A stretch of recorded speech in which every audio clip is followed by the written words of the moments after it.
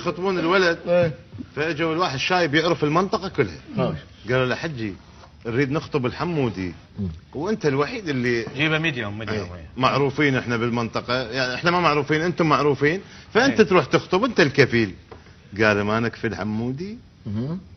حمودي ما مخلي سالفه ما مسويها. زين. راح هو قاعد الشايب قال له لا حجي احنا نعطيك بتنا بس احنا ما نعرفهم الجماعه، راح نعطيها الك انت كفيل. قال لهم ايه؟ حجي تعرفه؟ قال لهم ايه؟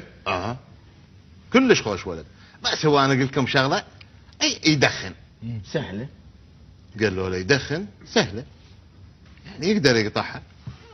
قالوا ما يقدر يعني مو دائما بس من يقعد يشرب. زين. قالوا له حجي يعني شنو؟ قالوا ما يدخن دوم بس مرات من يقعد يشرب. قالوا له حجي شو يشرب؟